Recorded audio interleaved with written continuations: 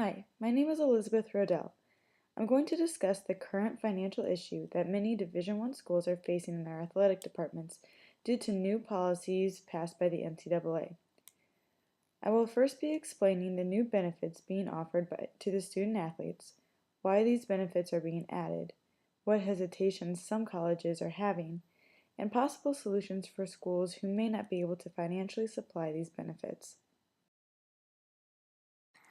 Since January of this year, many changes have been made by the NCAA that will be enforced in Division I colleges next school year.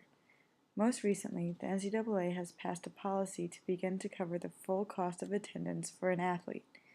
This means that the athletic department will cover the athlete's tuition, room, board, books, fees, as well as transportation and personal expenses. This is not necessarily a requirement for Division I schools, but it would be allowed. Second, as of April 2014, the NCAA is now allowing schools to offer Division I student athletes unlimited meals and snacks. This alone could add $1 million to the annual budget. Another benefit that student athletes could be receiving is that coaches may not be able to take away a scholarship due to athletic performance. This means that coaches can no longer use scholarships as an incentive to play better.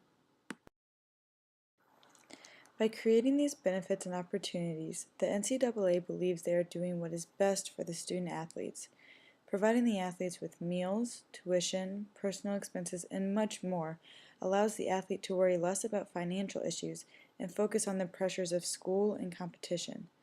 By investing more money in the athletes, it is hoped that they will increase performance both in competition and in the classroom.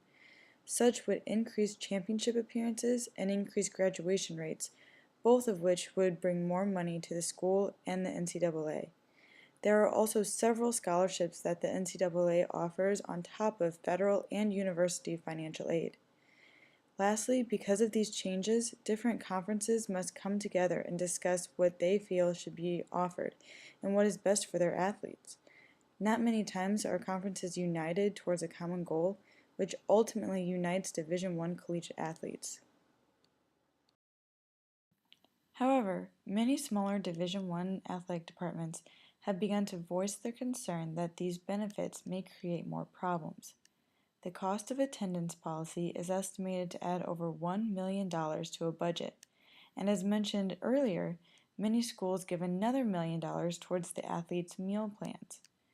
For some schools, $2 million extra dollars a year is not much, but some Division I colleges have an annual budget of $5 million, so $2 million is a huge part of their budget. These benefits are very exciting for athletes, yet there is question if sports that produce more revenue will receive more benefits. Since sports like football and basketball make more money through ticket sales and media deals, some believe those athletes should get more.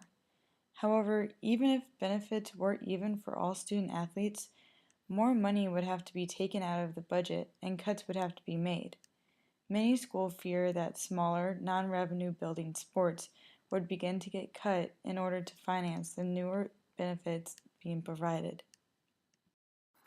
So the question arises, how can we invest in our athletes and give them more benefits on a limited budget without cutting programs or sending the athletic department into debt?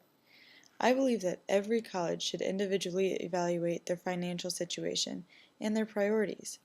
Not every school will be able to dedicate millions of dollars to these increasing benefits, so schools should spend time trying to figure out how they can spend in relation to what they have. An athletic department can also look into decreasing spending on other places, like maybe decreasing some scholarships or removing staff that may not be needed. Colleges need to explore new ways of earning revenue, whether it's fundraising or increasing home events, or maybe even partnering with a professional team. It was also suggested that schools can cut down on travel costs to save money, competing with schools in a closer proximity, or perhaps maybe taking a commercial plane instead of chartering a flight, could increase the money needed to afford those extra benefits for athletes. Whatever the changes, college needs to be modest and realistic about their budget, and ultimately be committed to investing in their athletes. Thank you.